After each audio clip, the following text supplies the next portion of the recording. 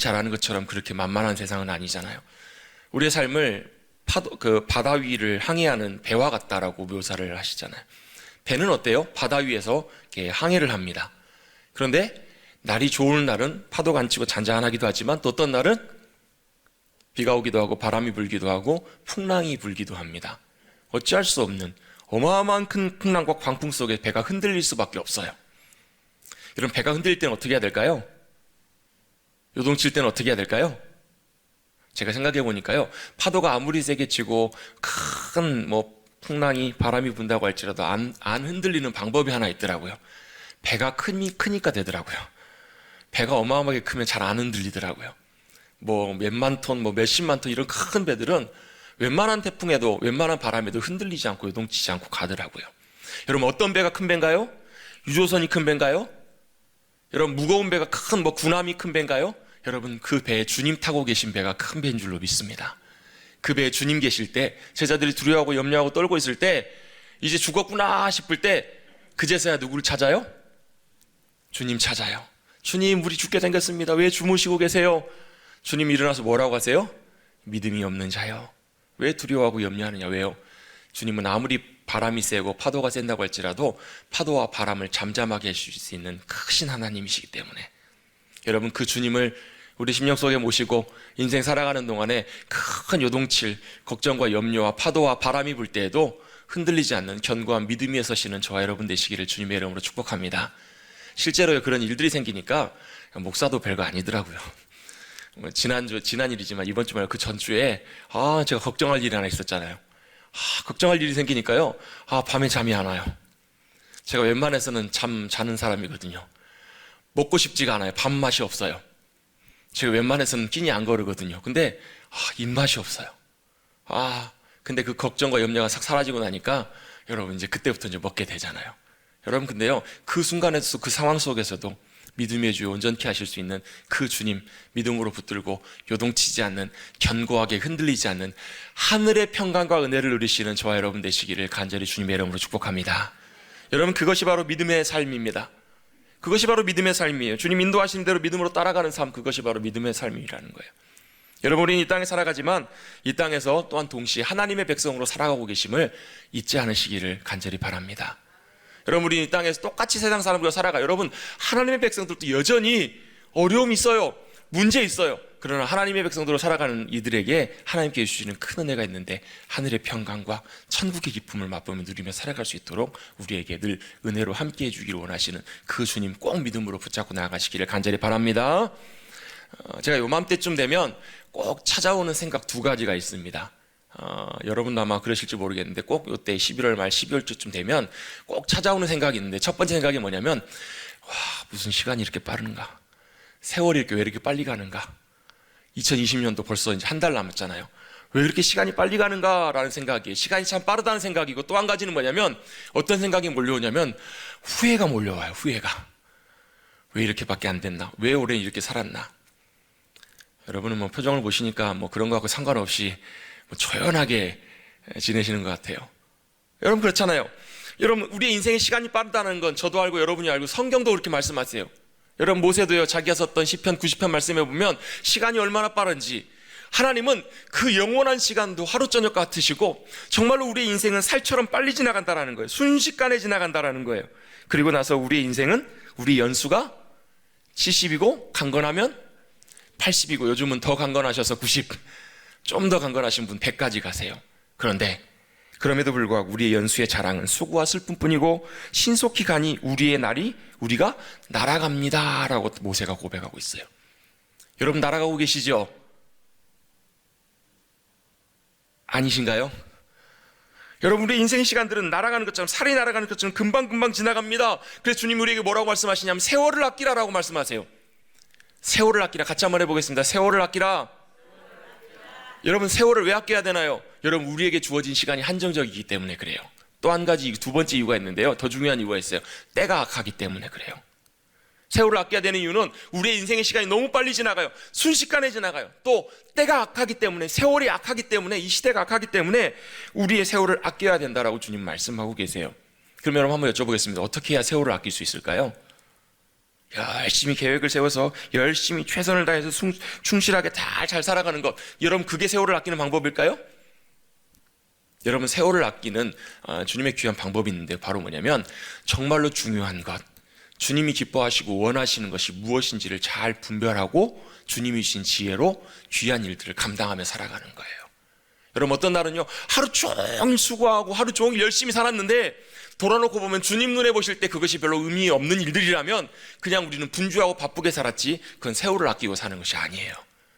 여러분 하루에 여러분 한 가지 일을 하더라도 주님께서 주신 지혜로 주님께서 기뻐하시고 원하시는 귀한 일들을 감당하고 순종하며 살았다면 그 인생은 복된 인생이고 가치 있는 인생인 줄로 믿습니다. 여러분의 세월을 아끼기 위해서는요 주님의 지혜가 우리 가운데 함께 해주셔야 돼요. 무슨 지혜요? 정말로 우리가 살아가야 될 것, 귀한 것, 가치 있는 것들이 무엇인지, 기뻐하는 것이 무엇인지를 잘 분별하고 거기에 순종해서 믿음으로 의지해서 그 길들을 따라가는 삶이 세월을 아끼는 삶이에요. 그렇지 않으면 여러분 우리 가운데 어떤 일들이 벌어지냐면 우리가 세월 가운데 끌려서 살아가요. 우리가 시간의 노예가 되어서 살아가요. 하루하루 그냥 시간의 쳇바퀴 가운데 굴러가는 감 가운데 끌려서 살아갈 수밖에 없게 되는 거예요. 여러분 하나님은 시간도 만드신 시간의 주인이심을 믿으신다면 여러분 시간의 노예로 살아가는 것이 아니라 주님 믿음으로 따라가시면서 시간을 관리하고 통제하시는 지혜롭게 믿음으로 승리하며 나가시는 저와 여러분 되시기를 간절히 주님의 이름으로 축복합니다. 여러분 마찬가지로요 시간뿐만 아니라 주님이 우리에게 중요하게 강조하시고 말씀하시는 것이 하나 있어요. 그게 바로 뭐냐면 물질에 관한 부분입니다. 이게 왜 중요한 부분인가? 이것도 사실 시간과 좀 비슷한 면이 좀 있어요. 여러분 우리가 시간을 잘 활용하려고 하지만 그게 생각보다 쉽지 않잖아요. 그렇죠? 여러분 한번 여쭤보겠습니다. 여러분은 시간의 주인이십니까? 시간의 노예이십니까? 어떤 분들은요 이제 나는 뭐 특별하게 얽매이는 것도 없고 나는 뭐 이렇게 별로 이렇게 되는 것도 없으니까 나는 그래도 시간에 좀 자유해, 시간을 내 마음대로 쓸 수 있어 라고 하시는 분들도 계실지 모르겠습니다. 그런데 여러분 그건 가능할지 모르지만 시간의 흐름 속에서 내 삶과 모습들을 의미 있게 바꿔가는 것은 내 의지와 내 노력과 내 힘으로 안 된다라는 거예요.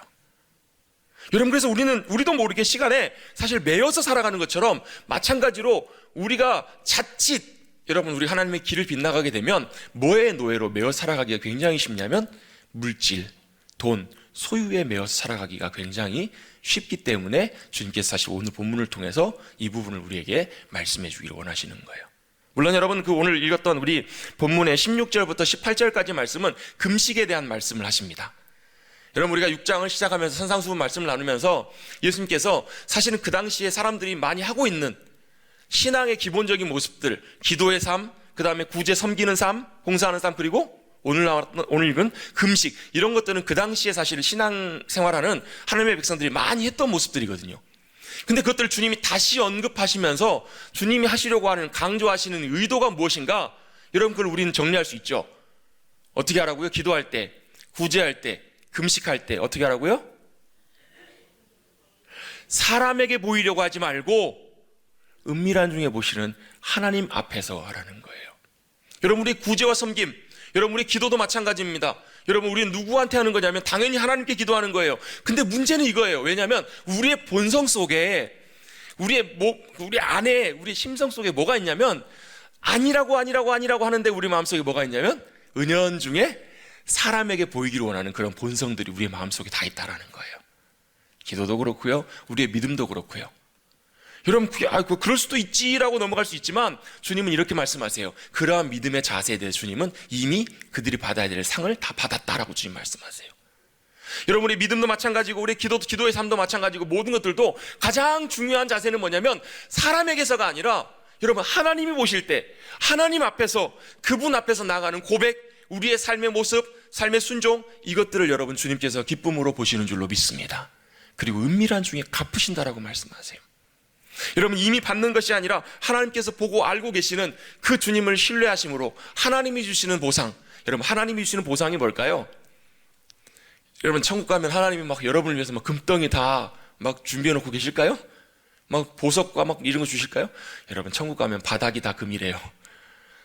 바닥이 길이 다 금이래요. 그 말은 무슨 얘기냐면요, 금이 별로 소중한 게 아니라는 거예요. 보석이, 집이 다 보석이라는 거예요. 더 이상 가치와 희귀성이 없다라는 거예요. 여러분 천국의 가장 큰 영광은 뭐냐면요, 주님이 주신 기쁨이에요.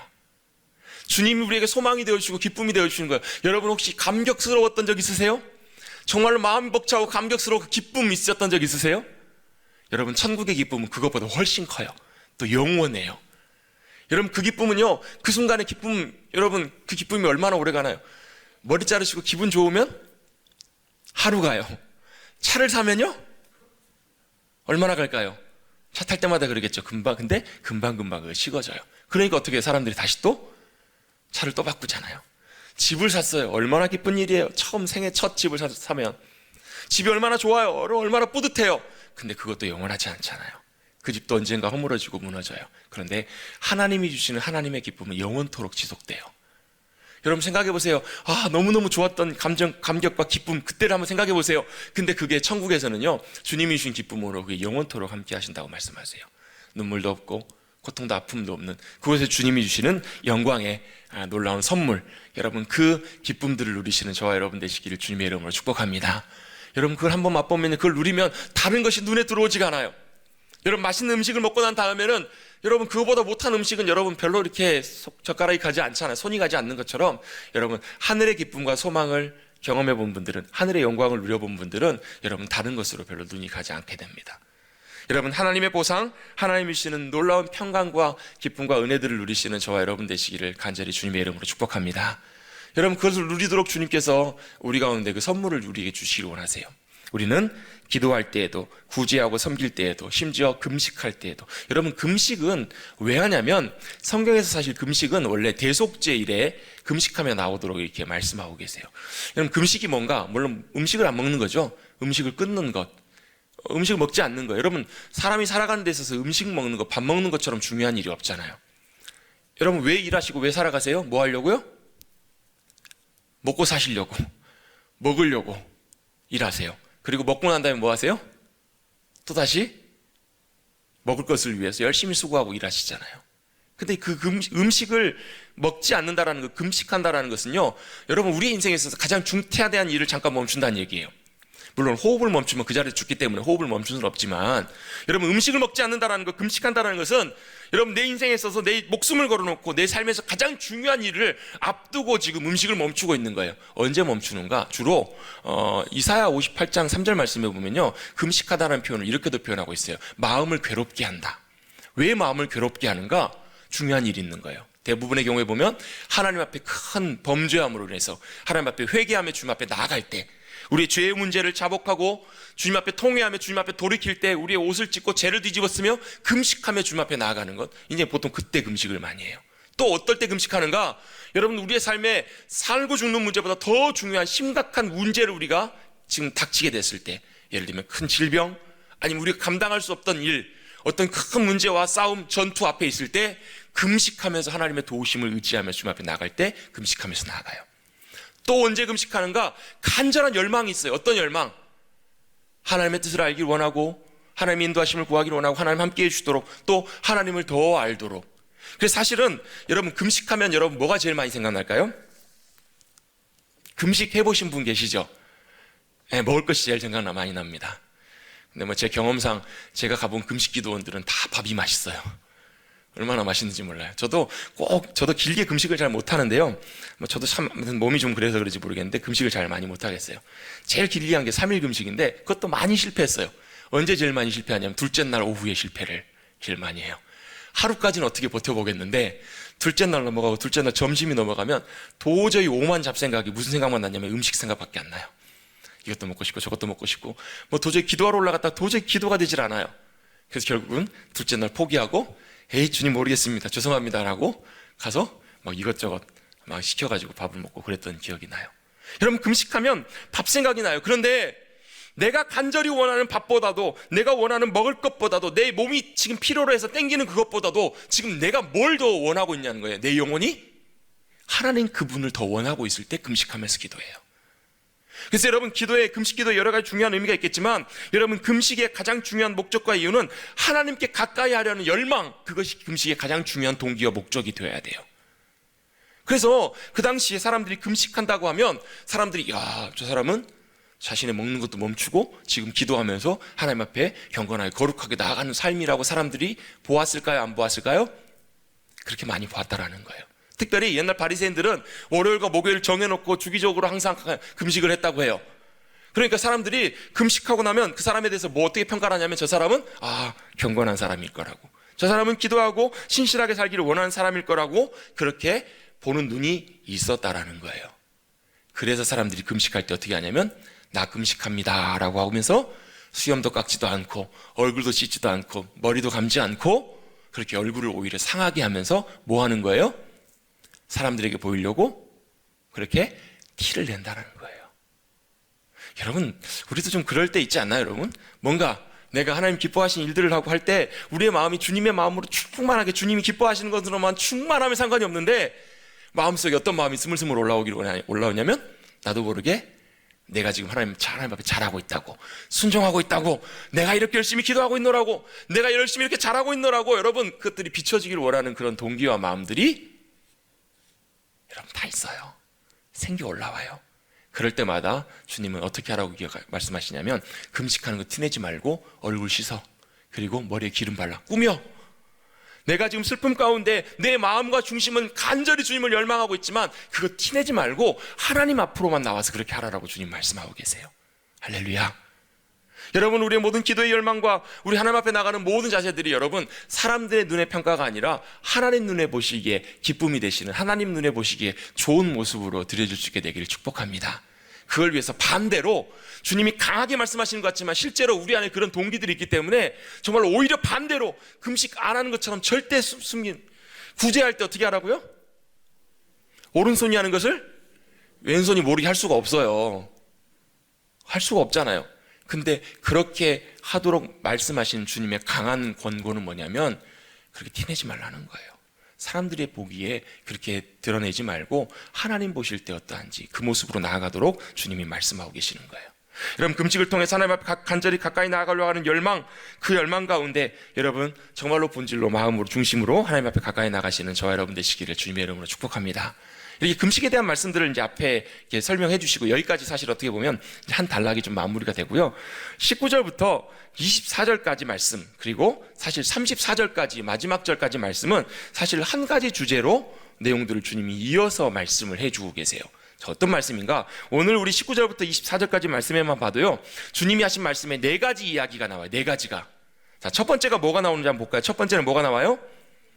너희를 위하여 보물을 땅에 쌓아두지 말고 하늘에 쌓아두라 라는 말씀이 나와요. 자, 어떻게 하라고 지금 말씀하시냐면 보물을 땅에 쌓아두지 말고 하늘에 쌓아두라. 자, 두 번째는 뭘 말씀하시냐면 내 보물이 있는 그곳에 내 마음도 있다. 여러분이 귀하게 여기는 거, 보물이라고 여기는 거, 거기에 여러분 마음이 있으시잖아요. 세 번째는 뭘 말씀하시냐면 눈은 몸의 등불이어서 눈이 성하면 온몸이 밝을 것이다 라고 말씀을 하세요. 마지막 네 번째는 뭔가 24절에 나와 있는 말씀인데요, 네 번째는 한 사람이 두 주인을 섬기지 못할 것이다 라고 이 말씀을 하시는 거예요. 여러분, 이 네 가지 이야기들이 사실 다 따로따로 된 이야기 같지만 실제로는 한 가지 주님께서 말씀하기를 원하시는 주제와 연결이 됩니다. 바로 그게 뭐냐면 바로 물질에 대한 부분이에요. 돈에 대한 부분입니다. 쉽게 우리의 소유와 물질, 돈에 대해서 예수님 말씀하세요. 자, 예수님께서는 주님의 하나님의 나라의 복음을 많이 말씀하세요. 그런데 여러분, 어떤 분이 신약 성경을 찾아봤더니 뭐 구원, 믿음, 이것에 대한 말씀은 구원에 대한 말씀이 대략 한 20몇 번 정도 나오고 믿음에 대한 말씀이 한 20몇 번 정도, 200번 정도 나와요. 그리고 믿음에 대한 말씀도 한 200 몇 번 정도 나온대요. 그걸 다 찾아봤더니, 근데 그거 말고 돈과 물질에 대한 말씀을 찾아봤더니 신약 성경에만 몇 번 정도 나오는 거 찾아봤더니 한 몇 번 정도나 될 것 같으세요? 여러분, 요즘 코로나에 할 일 없고 심심하시고 이러신 분 계시면 집에 가서 한번 찾아보십시오. 찾아보셨더니 어떤 분이 찾아봤는데 2054번인가 2058번인가 그렇게 나온대요. 2084번이 나오더라는 거예요. 뭐 물론 이건 표현에 따라 좀 다를 수 있겠죠. 어쨌든 중요한 거는 뭐 정확한 개수보다도 대략 한 10배 정도가 더 많이 등장을 하고 있는 거예요.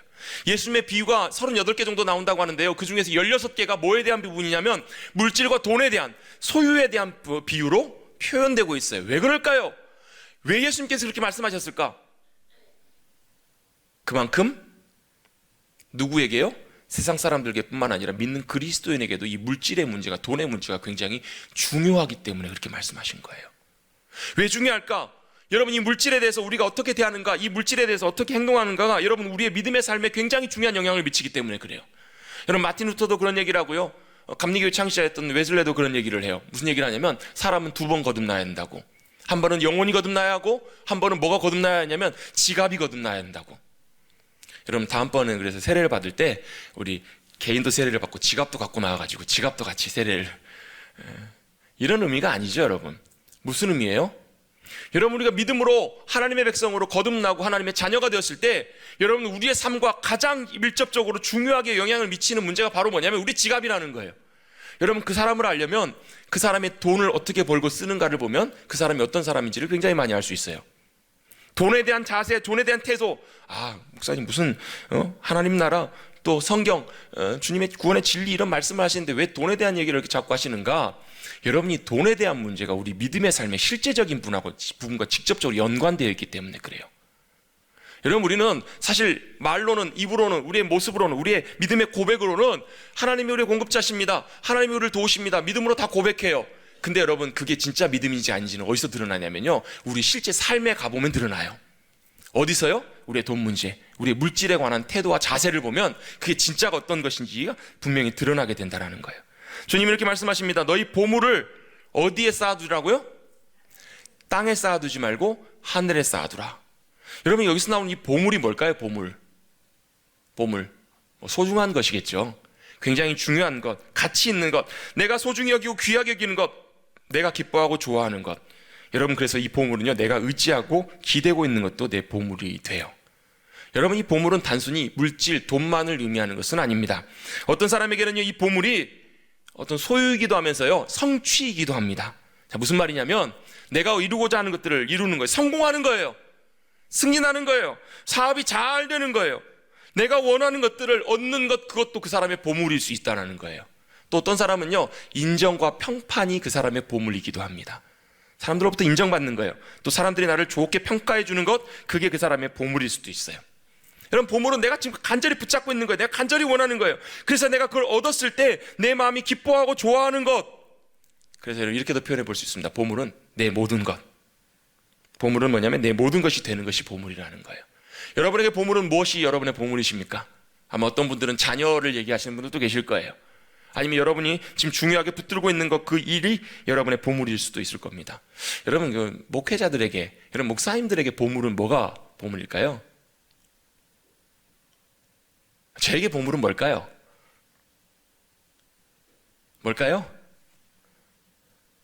사람 속을 모르니까 알 수는 없죠. 여러분들에게 보물은 무엇이십니까? 여러분, 많은 목사님들은요, 대체적으로 제가 개인적으로 볼 때는 이런 거예요. 목회 성공, 목회가 잘 되는 거, 또 나름 훌륭한 목회자로 인정받고 좋은 평가를 받는 거, 또 사람들이 잘 호응하고 반응해 주는 거. 여러분, 안타깝게도요, 이것은 주님이 원하시는 진정한 보물일 수가 없습니다.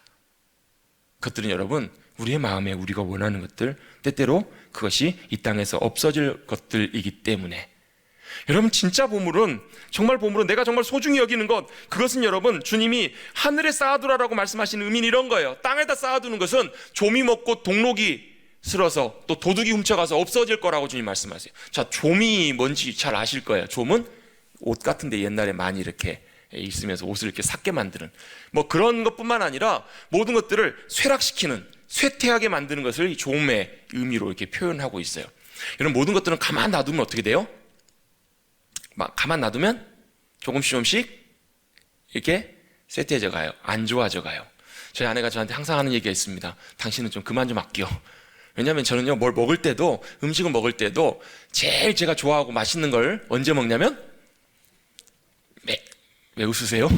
맨 나중에 먹어요.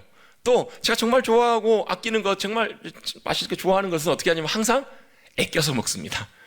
아껴 먹는 것도 아니고 아껴 먹습니다. 항상 놔두다 보니까 마지막에 어떻게 돼요? 잘못하면 아끼다가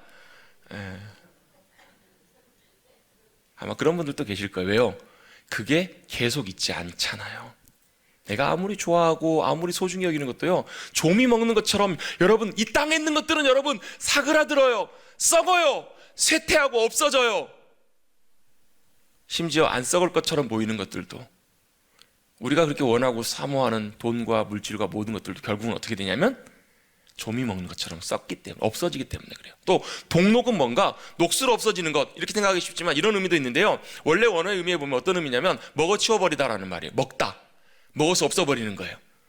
그럼 이 보물은 여러분 우리가 먹으면 어떻게 돼요? 없어져 버리는 것처럼 순식간에 없어져 버리는 거예요. 여러분 이게 이렇게 보시는 분들도 계세요. 의식주, 우리의 옷, 그 다음에 동록, 우리가 먹는 것, 이런 것들은 영원하지 않기 때문에 우리의 진정한 보물이 될 수 없다라고도 보시는 분들도 있어요. 또 도둑 그 당시에는요, 집이 흙으로 만든 집이었기 때문에 도둑이 물건 훔쳐러 갈 때 어떻게 훔쳐가냐면 흙집을 파가지고 구멍을 내가지고 집에 들어가서 물건을 훔쳐오기도 했다라는 거예요. 여러분도 그런 경험 해보신 적 있으시죠? 통장에다 돈을 1,000만 원을 넣어놨어요. 근데 어느 순간에 봤더니 이게 도대체 어디 갔지? 그런 경험 해보신 적 없으세요? 아니, 누가 훔쳐가서가 아니라 여러분 내가 잘 가둬놨는데 어디 구멍 뚫린 것처럼 싹 주먹에다가 모래주고 있는 것처럼 싹 빠져나가 버린 것처럼, 여러분 이 땅에 쌓는 보물은 그렇더라는 거예요. 이 땅에 우리가 소중히 여기는 것, 붙잡고 있는 그런 것들은 여러분 언제 사라질지 모르는, 조금씩 쇠퇴해버리고 없어져 버리는 것, 그걸 주님은 말씀하고 계시는 것이 아니라는 거예요. 보물을 쌓으려면 어디에다 쌓으라고 주님 말씀하시냐면 하늘에 쌓아라. 거기에는 좀도 없고 동록도 해하지 못하며 도둑이 구멍 뚫고 가지가지도 못할 것이다 라고 말씀하세요. 아멘. 여러분 보물은 여러분 하늘에 쌓으시기를 주님의 이름으로 축복합니다. 이 땅에 두는 것이 아니에요. 여러분 보물은 이 땅에 아무리 내가 잘 붙잡고 간수한다고 할지라도 여러분 그것은 사그라들고 없어져요.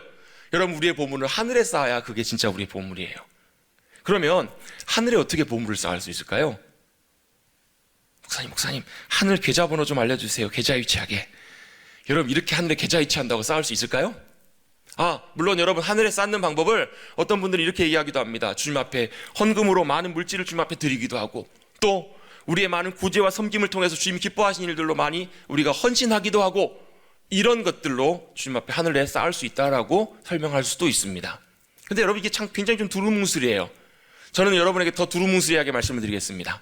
하늘의 보화를 쌓는 방법은, 하늘의 보물을 쌓는 방법은 하나님이 기뻐하시는 일들에 투자하는 거예요. 하나님이 기뻐하시는 일들 가운데 우리 열정과 마음을 주님 앞에 두는 거예요. 거기 하나님이 기뻐하시는 일들 가운데 우리가 믿음으로 거기에 들여지기 시작하면 주님이 기뻐하시고 그걸 받으세요. 여러분 아까 제가 잠깐 서두에 말씀드렸던 것처럼 하늘의 보화, 주님이 보상하시는 것이 그냥 금으로, 은으로 우리 생각하는 것처럼 그렇게 보상하시는 것이 아닐 거라고. 왜냐하면 그것이 가치 있는 것이 아니거든요. 하늘에서는요. 하늘의 진짜 가치는 뭐냐면 하나님 그분의 영광과 하나님 그분의 위대하심과 하나님 주시는 기쁨이 우리의 심령 속에 더 크게 부어지는 것이 하늘의 복이라는 거예요. 여러분 그래서 이 땅에서도 주님은 그 하늘의 보화를 쌓는 기쁨과 은혜를 누리며 살아갈 수 있도록 주님께서 우리에게 길을 열어주셨어요. 어떤 길인가? 이 땅에서도 여러분 하늘의 기쁨, 천국의 기쁨을 맛볼 수 있을까요? 없을까요? 있을까요? 없을까요? 있어요. 그걸 누리며 살아가도록 주님이 우리를 초청하고 계시는 거예요. 언제 어디서요? 주님이 거하시는 그 자리에, 주님이 임하시는 그 자리에, 주님이 기뻐하시는 그 자리에 우리가 마음을 드리고 우리의 마음의 초점이 거기로 향하여 가서, 그래서 주님이 이어서 말씀하시는 그 말씀이 그거잖아요. 내 보물이 있는 곳에 내 마음이 있다라는 거예요. 여러분 돈에 마음이 있으면요, 돈을 간절히 원하면 우리의 마음이 당연히 거기로 가요. 아마 주식 해보신 분은 아시겠지만 주식 하시는 분들 눈 뜨자마자 뭐에 눈이 가세요? 주식에 눈이 가요. 주가에 올랐느냐 내렸느냐 거기에 마음이 가요. 운동 좋아하시는 분들 눈만 뜨면 그게 생각이 나요. 왜요? 마음이 거기 가 있으니까. 소중하게 여기는 것, 내가 원하는 것, 내가 기뻐하는 것은 우리의 마음이 가 있어요. 여러분 그것이 여러분 영원하지 않는 것이라면 우리는 땅의 보화를 쌓고 있는 거예요. 여러분 이 말은 오해하지 마십시오. 여러분 돈을 벌지 말라, 돈을 모으지 말라 이런 의미가 아닙니다. 여러분 여러분이 보물이 혹시라도 성공에 있으신 분이라면 성공하지 말라고 주님 말씀하시는 것이 아니에요. 여러분 여러분의 보물이 혹시라도 여러분 자녀들이라면 여러분 자녀들 사랑하지 말라는 말씀이 아닙니다. 여러분 바로 뭐냐면 우리의 마음의 방향, 그게 더 중요하다는 것을 주님 강조하고 계시는 거예요. 여러분 돈은 필요합니다. 그렇죠? 돈 있어야 합니다. 없으셔도 된다고 생각하시면 없으십시오. 돈은 필요해요. 돈이 있어야 돼요. 그런데 우리의 마음이 돈에 가 있는 것을 주님 기뻐하시지 않으세요. 왜냐하면 그것은 영원한 것이 아니기 때문에 그래요. 여러분 영원한 것, 하늘에 여러분 보화를 쌓는 삶은 바로 우리의 마음이 바로 거기에 가 있는 거예요. 하늘의 소망에 두는 거예요. 주님께 우리의 마음이 가 있는 거예요. 주님이 기뻐하시면 그것이 나의 기쁨이고 주님이 만족해 하시면 그것으로 충분한. 그래서 여러분, 저도 개인적으로 목사지만 제가 목회하면서 여러 가지 일들을 감당하면서 때때로 마음이 참 어려울 때가 있어요. 마음이 무너질 때가 있어요. 제가 위로받는 유일한 방법은 뭐냐면 주님 앞에 나가야 되는 거예요. 주님만으로 채워지는. 제가 참 좋아하는 찬양이 하나 있어요. 가사가 뭐냐면 주의 아름다운 처소라는 찬양이에요. 주의 아름다운 처소, 간절히 사모하며 주님 앞에 나갑니다. 그 다음 가사가 이거예요. 주 내 기쁨 내 상급, 주 사랑 날 만족해 합니다. 주 사랑이 나를 충만하게 합니다. 여러분, 이 가사하고 고백 비슷한 게 435장이에요.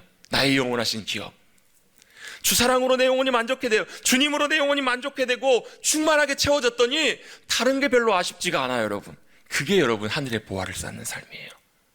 하나님으로 만족하고 하나님으로 내 영혼이 충만하게 채워져서 다른 것으로 별로. 여러분, 그래서요, 돈을 사랑하지 않는 것, 여러분 그 방법 하나 제가 알려드릴까요? 돈을 어떻게 사랑하지 않는 줄 아세요? 돈 안 사랑하려고 안 사랑해지지 않아요. 돈을 사랑하는 마음보다 다른 걸 사랑하는 마음이 가득 차 있으면 돈에 별로 눈이 안 가요. 뭐가 가득 채워져 있어야 되면 주님을 향한 마음으로, 주님의 사랑으로 가득 채워져 있으면 마치 이거하고 똑같아요. 아무리 맛있는 음식 갖다 줘도 배가 불러서 더 이상 못 먹으면요, 배가 가득 차 있으면 그 음식으로 손이 가요, 안 가요? 내가 너무 좋아하는 음식인데, 내가 너무너무 원하는, 내가 평상시에 너무너무 좋아하는 음식인데 지금은 어떻게 했다고요? 배불러서 못 먹겠어요. 여러분, 여러분의 영혼이 여러분 주님이 주시는 만족으로, 주님의 사랑으로, 은혜로 충만하게 채워주실 때 여러분 세상에 물질이, 돈이 여러분에게 더 이상 사랑으로 여러분에게 만족감을 주지 않을 줄로 믿습니다. 여러분, 우리의 본성이 그렇기 때문에 그래요. 목사님, 세상 살아보세요. 여러분, 세상 돈으로 여러분 안 되는 게 있나요? 여러분, 그게 참 무서운 거예요. 여러분, 물질이라고 표현되어 있지만, 재물이라고 표현되어 있지만, 이 재물 24절에 나와 있는 재물이라는 말이 맘몬이라는 단어를 사용해요. 맘몬이 무언가에 대한 여러 가지 설명들이 많이 있지만요, 가장 중요한 건 바로 뭐냐면 맘몬이라는 걸 통해서 그 뒤에 돈 자체가 문제가 아니라 그 배후에서 사단이, 세상이, 어둠의 권세가 뭐 하고 있는 거냐면 돈이 얼마나 힘있고 무서운 것인지를, 돈의 권세와 힘을 끊임없이 우리에게 속삭이고 속인다라는 거예요. 여러분, 한번 여쭤보겠습니다. 돈이 힘이 많나요? 돈과 물질이 여러분 힘이 많을까요, 적을까요? 돈은요 그냥 돈이에요. 돈은 그 자체로 중립이에요. 그런데 끊임없이 세상은, 끊임없이 사단은 우리에게 뭐라고 속삭이냐면, 야, 돈 없어 봐, 세상에서. 아무리 믿음 좋다고 해도 돈이 없어 봐. 끊임없이 돈의 뭘 얘기를 하냐면 돈의 위력과 돈의 힘을 얘기를 해요.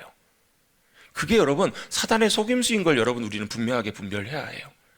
여러분, 돈은요, 내가 돈을 쫓아가기 시작하면 여러분 돈이 우리를 지배합니다. 내가 돈을 원하고 돈을 사랑하고 돈을 따라가기 시작하면 여러분, 우리가 돈을 따라가서 돈을 우리가 필요한 만큼 쓸 수 있고 돈을 우리가 소유할 수 있을 것처럼 보이지만 실제로는 그렇지 않아요. 우리가 돈을 따라가면 우리는 반드시 돈의 지배를 받습니다. 반대로요, 우리가 여러분 돈을 따라가지 않으면, 그리고 어떻게 따라가면, 여러분 24절 말씀에 보면 두 주인을 섬길 수 없다라고 주님 말씀하시잖아요. 두 주인. 이 두 주인을 섬길 수 없다라는 이 말씀에서 우리는 두 가지를 생각해 볼 수 있습니다. 하나는 뭐냐면 한쪽을 사랑하고 섬기면 다른 쪽을 사랑할 수가 없어요. 미워하고 또 경히 여겨요. 반대로 한쪽을 귀하게 여기고 중요하게 여기면 다른 한쪽은 어쩔 수 없이 중요하지 않게 여길 수밖에 없다라는 거예요. 자, 이거 사실 하나고, 또 두 번째는 뭐냐면, 바로 뭐냐면 이 둘 중에 하나를 우리는 분명히 선택해야 된다는 거예요. 즉 결국 뭐냐면 하나님을 섬기든지 아니면 재물을 섬기든지, 이 둘 중에 하나는 반드시 하게 된다는 거예요. 여러분, 근데요, 제가 방금 전에 말씀드린 것처럼 여러분 돈을 사랑하고 돈을 원하고 돈을 따라가게 되면 돈이 나를 지배한다라고 말씀을 드렸어요. 반대 경우는 어떨까요? 하나님을 섬기고 하나님이 나를 주관해 주시고 내가 하나님을 따라가게 되면요, 돈을 사랑하는 게 아니라 돈을 사용할 수 있게 됩니다. 여러분, 이게 굉장히 중요한 원리예요. 우린 지난주에 주님의 기도에 대해서 함께 말씀을 나누면서 하늘에 계신 우리 아버지가 한 나라의 하나님이십니다. 그리고 하나님 아버지의 뜻이, 하늘의 뜻이 이 땅 가운데 이루어지는 하나님의 나라가 임하기를 원합니다 라고 기도하고, 두 번째로 어떤 기도를 주님 가르쳐 주셨냐면 우리에게 일용할 양식을 주십시오 라는 기도를 하라고 주님께서 말씀해 주셨어요. 그 기도의 의미는 바로 뭐냐면 하나님이 나의 공급자이시다라는 거예요. 같이 한번 고백하겠습니다. 하나님이 나의 공급자이십니다. 여러분, 이걸 여러분의 말로만 고백하는 것이 아니라 저와 여러분의 삶을 통해서 믿음으로 고백하고 경험할 수 있게 되기를 간절히 바랍니다. 여러분, 이걸 실제적으로 경험하는 것이 너무너무 중요해요. 왜냐하면요, 우리는 하나님의 공급하심으로 살아가는 것, 이게 바로 하나님과의 우리의 관계이기 때문에 그래요. 자, 목사님, 저는요 직장 다니고 있는데요, 저는 사업을 하는데요, 제가 직장 다니면서 월급 받는데요, 이게 제 월급 수입이고 공급인데요. 그런데 여러분, 우리는 항상 기억해야 합니다. 하나님께서는 나의 직장, 그걸 그 통로를 통해서 하나님이 나에게 공급해 주고 계시는 거예요. 하나님께서 야, 직장 그만둬라, 다른 직장 알아봐라, 그 얘기는요 내 공급처가 끊기는 것이 아니고 하나님께서 내 공급처를 다른 통로로 옮겨주시는 거예요. 아멘? 여전히 하나님께서는 우리에게 공급하세요. 때때로 아무것도 공급할 수 없는 광야에서는 하늘의 만나로 주님이 채워주세요. 네, 남의 나라 얘기인 것처럼 다들 듣고 계신 것 같아서 제가 말씀을 전하다가 잠깐 멈췄어요. 여러분, 이 말씀을 오해하지 마십시오. 여러분, 성실하게 여러분 최선을 다하십시오. 잠언 6장 말씀처럼 여러분, 개미에게 가서 배우라. 여러분, 성실하게 여러분의 맡은 바 일들을 감당하시고 여러분 최선을 다해서 그 일을 하십시오. 다만 그것이 여러분의 목적이 되셔서는 안 된다라는 거예요. 여러분, 돈을 벌기 위해서 열심히 일할 때 돈이 여러분의 목적이 아니라 하나님, 제가 열심히 일하고 수고하지만 결국 공급해 주시는 분은 하나님이십니다. 다른 곳에 가더라도, 죄송합니다, 제 얘기를 오늘 자주 해서요, 제가 목사 안수를 받고 주임 선교 오면서 사실 제가 여기 부임하기 직전 교회와 처음 안수 받았던 교회, 그 교회에서만 제대로 사례비를 받고 나머지 교회에서는 제대로 사례비를 잘 못 받고 교회를 섬겼었어요. 왜 그랬을까? 그 이유가 있습니다. 바로 뭐냐면 그걸 실제적으로 훈련해야 되는 거예요. 하나님이 부자신데 하나님이 언제든지 믿음으로 다 주실 수 있는 분이시라고 하는데 중요한 건 바로 뭐냐면 우리의 마음과 중심이에요. 여러분, 우리 하나님께서 많이 주시면 우리의 마음은 어디로 가냐면 자꾸 거기로 가요. 그걸 섬기고 따라가요. 하나님은 그걸 원치 않으세요. 여러분, 우리의 모든 필요들이 있어요. 우리의 많은 원하는 것들이 있어요. 아마 이 가운데 계신 분들 중에서도 통계치에 의하면 대략 옛날에 오래전 통계지만 미국 사람들의 80% 이상이 재정적인 어려움을 겪고 있다고. 아마 지금 우리 한국도 아마 조사해보면 정말 재정적인 돈에 아무런 문제 없이 살아가시는 분들, 나는 아무렇지도 않아요 하시는 분들 아마 그렇게 많지는 않으리라 생각합니다. 여러분, 현실적인 문제고 직접적인 문제예요. 여러분, 부부가 이혼하는데 많은 경우의 문제가 결정적인 이유 중에 하나가 성격 차이도 있지만 재정적인 부분들도 굉장히 많이 있다고 해요. 여러분, 근데 우리 실제적인 문제예요. 그 문제 속에서 여러분, 내가 아웅다웅거리면서 돈을 따라가고 돈을 모으기 위해 살아가는 것이 아니라 믿음으로 서서 하나님이 내 공급자이십니다라고 고백하고 주님이 인도하시는 대로 이끄시는 대로 한 걸음 한 걸음 잘 순종해서 나갈 수 있다면 여러분, 우리는 돈의 노예가 아니라 하나님께 붙들림 받는 돈의 청지기로, 돈의 온전한 복된 은혜들 누리며 살아갈 수 있는 귀한 은혜로 주님께서 우리를 인도해 주실 줄로 믿습니다. 여러분, 우리는 언제 그걸 경험하냐면요, 절박할 때, 아무것도 없을 때. 왜냐하면 여러분, 우리가 재정적으로 매달 돈이 나오고 여러분, 우리가 부족하지 않으면 여러분, 하나님 찾지 않아요. 근데 하나님은 분명하게 우리에게 어떻게 약속해 주시냐면 일용할 양식을 주시는 하나님이시라고 약속하고 계세요. 그 말은 바로 우리의 모든 필요를 아시고 가장 적재적소에 귀한 것들로 하나님이 필요할 때 모든 것들을 주시는 하나님이시라는, 신실하신 하나님이라는 약속이에요. 믿으시는 분만 아멘 하십시다. 여러분, 하나님께서는 우리의 모든 필요를 아시고 채우세요. 여러분, 이거는 단순히 돈에만 해당되는 것은 아니에요. 아마 이 가운데 계신 분들 중에서는 재정적인 문제가 별로 여러분에게 큰 부담이 안 되시는 분들도 있으실 거예요. 그분들은 각자마다 스스로 보물로 여기는 따라가고 있는 많은 것들이 있어요. 어떤 분은 건강한 분들도 있고요, 어떤 분들은 관계인 분들도 있고요, 어떤 분들은 우리가 계획하는 여러 가지 일들이 여러분의 보물이실 수 있다는 거예요. 여러분, 그것이 여러분의 주인이 되지 않게 되길 바랍니다. 여러분, 그것이 여러분의 주인 되지 않기 위해서는 여러분, 주님 섬기는, 주님이 내 주관자가 되시고 주인이 되어 주실 때 그게 가능해요. 그래서 주님이 내 삶의 주인이 되어 주셔서 내가 주님 손에 이끌림 받아서 한 걸음 한 걸음 걸어가기 시작할 때 주님께서는 우리를 통해서 물질뿐만 아니라 그 일들을 우리 손에 맡겨주십니다. 그래서 여러분, 돈은요, 사랑하는 것이 아니라 사용하는 것입니다. 같이 한번 해보겠습니다. 돈은 사랑하는 것이 아니라 사용하는 것입니다. 어떻게 사용하는 거예요? 주님이 원하시는 대로, 기뻐하시는 대로. 그래서 여러분, 한번 적용해 보세요. 여러분이 돈을 쓰실 때, 카드를 긁으실 때, 여러분 지갑에서 돈을 꺼내서 돈을 지불하실 때, 100원을 쓰든 만 원을 쓰든, 여러분 당연히 물건을 살 때도 돈을 내야 되지만, 여러분 하나님께 한번 여쭤보십시오. 하나님, 이거 쓸까요 말까요? 여러분, 이 말은 물건 가져간다고 하면서 이렇게 돈 내지 말라 이런 의미가 아닙니다. 여러분, 내가 이걸 써야 될 때, 이걸 해야 될 때, 지출을 해야 될 때, 여러분 수입도 하나님께 주신 것이라면 지출도 하나님이 원하시는 대로 한번 순종해 보고 나가 주십시오. 그러면 놀라운 하나님의 공급하심과 인도하심을 우리가 경험할 수 있을 거예요. 여러분, 주님은 오늘 이 말씀을 통해서 우리에게 분명히 말씀하십니다. 두 주인을 섬길 수가 없다. 그 말은 우리는 한 주인만 섬기고 가야 돼요. 근데 많은 경우에 우리가 하나님을 섬긴다고 하면서도 여전히 우리는 우리 안에, 우리 속에 다른 주인이 있어요. 세상이 주인이고 돈이 주인이라면 우리는 말로만 하나님을 섬기고 나아가는 것이에요. 여러분, 그 삶에는 믿음의 놀라운 주님의 역사하심과 함께 하심이 나타나지 않습니다. 여러분, 이 과정이 쉽진 않아요. 그런데 여러분, 우리가 한 걸음 한 걸음 믿음으로 잘 그 길을 따라가려고 순종하고 믿음으로 나가기 시작할 때, 때때로 실수할 때도 있지만 그렇게 믿음으로 나갈 때 주님께서는 우리의 삶을 이끄셔서 정말 주님 믿음으로 신뢰하는 그 자리로, 세상 사랑하는 것보다, 물질과 돈 사랑하는 것보다 하나님 더 사랑하는 자리로 우리를 이끌어 주실 줄로 믿습니다. 그 비결 중에 하나가 또 나오는 말씀 중에 하나가 있는데요. 뭐냐면 21절 내 보물이 있는 곳에 내 마음이 있느니라. 그리고 나서 22절 23절의 말씀에 보면 이런 말씀이 나옵니다. 우리 다 같이 한번 읽어볼까요? 시작. 눈은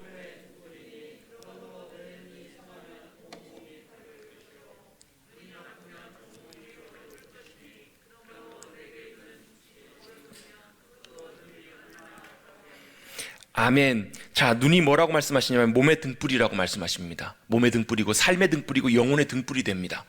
이 눈이 성하다라는 말, 이 성하다라는 말을 ASV라고 하는 영어 성경에서는 이렇게 번역합니다. 싱글 포커스. 눈이 성한 것은요, 초점이 만든 거예요. 여러분, 아마 사진 찍어보신 분들 아시겠지만 사진 좀 찍어줘요 하고 찍었는데 이 사람을 보고 찍었는데 초점이 저 뒤에 맞아 있어요. 저 엄은 기둥에 맞아 있어요.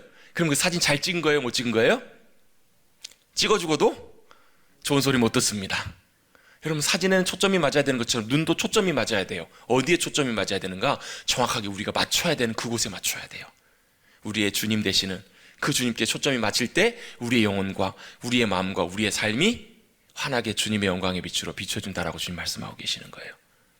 여러분, 우리가 두 주인 섬기기를 원치 않으신다면 여러분, 저와 여러분의 영혼의 초점을 여러분 하나님께 잘 맞출 수 있도록 여러분 주님을 찾으시기를 주님의 이름으로 축복합니다. 우리 영혼의 초점이 잘 맞고 온전하게 주님이 보이기 시작할 때, 아, 그렇군요, 주님, 고백할 수 있게 돼요. 아, 주님, 광야에서도 굶지 않고 인도하시는 하나님. 저도 개인적으로 이 주님의 연단의 과정들을 지나게 하시면서 딱 하나 경험하게 하신 것이 있어요. 아, 주님은 나를 굶어 죽이진 않으시는구나. 결정적인 순간마다, 가장 필요한 순간순간마다 정말 사실은 쉽지 않거든요. 그 벼랑 끝까지 몰리는 그 심정, 그 자리에 거하지만 그럼에도 불구하고 뭘 깨닫고 알게 하시냐면, 그럼에도 불구하고 주님은 보고 계시고 가장 귀한 것들로, 적절한 것들로 채우시고 인도하신다는 거예요. 여러분, 훈련은 쉽진 않습니다. 그런데요, 훈련되고 나면 그때부터는 그 일들을 감당하는 데 어려움이 생기지 않아요. 여러분, 우리의 초점을 주님께로 잘 맞추는 훈련을 하십시다. 우리의 초점이, 눈이 성화해지는 것, 우리가 초점이 싱글 포커스로 주님께 잘 맞춰져 가서 우리의 몸과 마음이 환해지면요, 여러분, 우리는 물질에 있어서 영향받지 않을 거예요. 여러분, 물질과 돈에 여전히 갈팡지팡하는 우리의 연약한 중심을 주님께서 긍휼히 여겨주셔서 하나님을 내 주인으로 모시고 하나님 안에서 기뻐하며, 그래서 오히려 하나님이 더 크게 부으셔서 그 물질을 가지고 주님 기뻐하신 일들 가운데 귀하게